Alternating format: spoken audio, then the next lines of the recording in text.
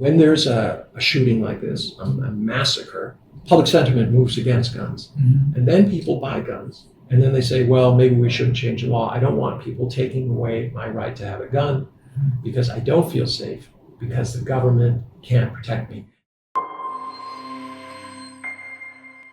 Today, everyone's talking about the guns and this terrible tragedy in Texas.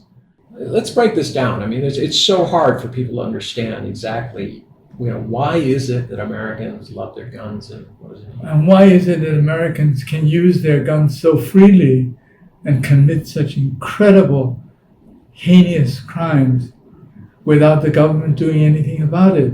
I mean, there's a long history of guns, obviously, the wild, wild west and everything like that.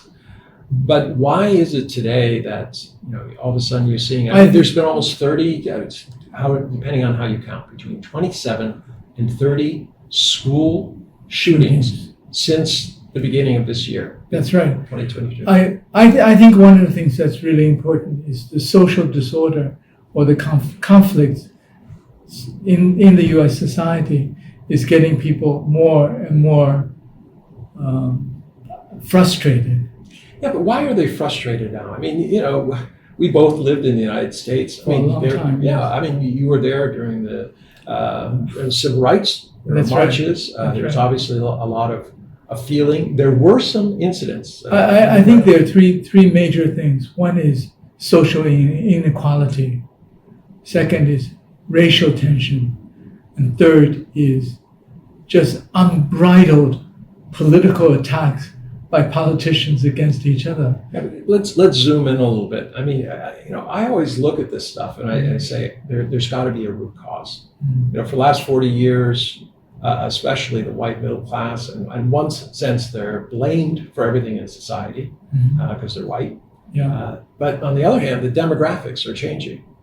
I mean, it's the United States of the future is not going to be predominantly white. Right. That's right. And is there a connection between it? I mean, I really do think that people feel afraid. You hear this replacement theory, and you see these kids are buying into it because the adults are, and they really believe that there's this brown, yellow, black wave that is about to engulf them and take their rights. And not only take their rights, but take their wealth. Because if you look at the white middle class, the income has actually been declining for the white middle class for nearly 20 years.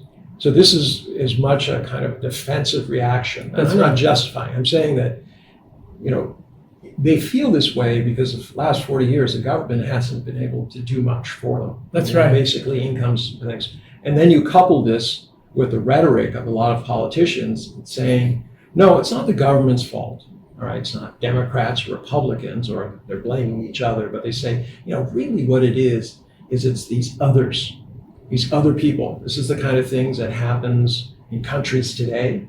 There's another part which I think is quite frightening, is there is also a force in the U.S. pushing for political correctness, which just adds fuel on the fire. Do you think that these kind of pendulum swings are what, they can go left to right, right to left? No one seems to know where the middle is. There just doesn't seem to be an end on it. I mean, let's talk about the history, Constitution and cowboys. That's the way I kind of put it. Because on one hand, you have the Constitution, which has this tripartite government. And the idea is checks and balances. But today we see balkanized Congress at odds with, if it's a president from the other party, they can't cooperate, they can't do anything, they can't deal with any social issues, economic or political. Let's go back to the Constitution. The Constitution theoretically, at least by law, Second Amendment says, the right to bear arms. I was a lawyer, you were a lawyer. We had to both go do constitutional law. I read the whole passage. No, but it says in order for an orderly militia, and in e.g. at that time, a new nation needed to be able to call up its people. Right. And they needed to be armed to repel hostile forces. I mean, Great Britain wasn't pleased about being defeated. No. France had been an ally, but they were up in In Canada, and there were issues there. Spain, was resentful of all the other colonialists who had come in, and I'm sure they would have loved to see everyone leave. So there was this whole time then. Why is it that people equate? Because 6 out of the 9 Supreme Court justices call themselves originalists. Yeah. Originalists are legal people who believe that the founding fathers of the United States had all the wisdom necessary to guide the United States forever. They said change isn't important. You don't read the Constitution in terms of today. You read it in terms of the intent of people who lived 350 years ago. Which it sounds strange to me. But even more than that, if you look at what was the standard at that time, slavery was the standard at that time. Yeah. Right? Killing off the Indians was accepted as a common practice. So there were standards at that time which today would be unthinkable. Yeah, but while we acknowledge that now, and there's been no direct constitution, I mean, women's right to vote, things like that actually in the end was passed. That's right. But I mean, so many of the things that exist today have nothing to do with the constitutional times. Yeah. Right. As you said, inequality, the fact that wages for people, the majority of people, have gone nowhere. That's right. Well, today I was reading an article that said there's been a newly minted billionaire every day this year. And at the same time, all we hear about is food crisis, energy crisis, and homelessness. Debts, homelessness. Yeah. I mean, real desperation out there. And people can't even pay their student loans back. There's all of this. I think the social conflict that comes from this economic and social disparity is really hitting the extreme, and it would just get worse. So then I want to talk about cowboys and the gun culture. I mean, America, they used to Hollywood. Colt 45, the great equalizer, right? Yeah. And Hollywood, throughout this perception. But isn't it ironic that, the movie Wyatt Earp, famed things. Right. He brought law and order to the town with guns. But how did he do it? Yeah. All guns, That's no right. guns allowed in town. That's right. And people who violated that ended up either in jail or, in the local cemetery. And, and yet people are cheering this on, and they're really having a feeling for the settlers who have children who don't want to, be accidentally shot by a bunch of drunken cowboys coming into town to blow off some steam. But I think there is another aspect to this. That was how Hollywood portrayed the Wild West. But I think the thing which is now the most prevalent, being promoted, is the so-called freedom of choice. Freedom. But let's talk about freedom and my rights. Yeah. They're in the Constitution, they talk about the Bill of Rights that was added in there. Right. But nowhere is there a Bill of Responsibilities. That's right. But how do rights exist without corresponding responsibilities? Exactly. You got it exactly. It's just like during COVID-19. You have the freedom to choose whether or not to wear a mask, which means you have the freedom to pass it on to other people.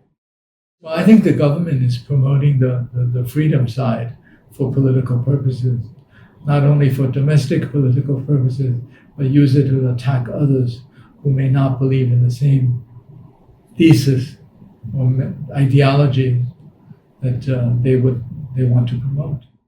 Okay, well, let's go to the other half. The cowboy half establishes just a culture, Right. A belief. The hero wears a 6-gun and kills the bad guy. That has a lot of things. Yeah. If I'm wearing the white hat, someone's got to wear that black hat. It used to be Russia. Now it seems to be Russia, China, and anybody that the U.S. doesn't like. Yeah. But guns, when you add them in, the interesting thing or the tragic part is the shares That's, of the gun companies exploded. that's right. They went up massively after the shooting. So you have 21 innocent people die. All right, the gunman himself actually ends up 19 dying. kids. 19 kids, 2 adults, then the shooter himself, and then his grandmother, who he shot in the face, is in critical condition. Right. And the reaction is that people start buying gun stocks. Why? Because in every other instance, and we've had this, Sandy Hook, you name it, Yeah. Columbine, more guns are sold. Yeah. And this tells me that the United States is at a crisis point. If I say to you, what's the purpose of government? I mean, the first purpose. Well, you know, Yeah, absolutely. The it's first safety. Safety, exactly. I don't even feel safe in my home. Mhm. I don't feel safe on the streets. I don't. My children aren't safe in their schools. I got to take safety into my own hands. That's why Yes. I got to buy guns. Yeah, That's why I got to No, buy there's- ammunition. there's an interesting Yeah. phenomenon. Yeah. When there's a shooting like this, a massacre, Mhm. all right, public sentiment moves against guns. Mhm. And then people buy guns. And then they say, well, maybe we shouldn't change the law. I don't want people taking away my right to have a gun because I don't feel safe, because the government can't protect me. Now, I'm just asking you, if not the United States, any country out there, if I say to you, the government cannot protect its people, is there in fact a government? That's right. I mean, is this in essence they have failed the primary duty? The primary duty of the government is to take care of its citizens, and that is not happening. Absolutely.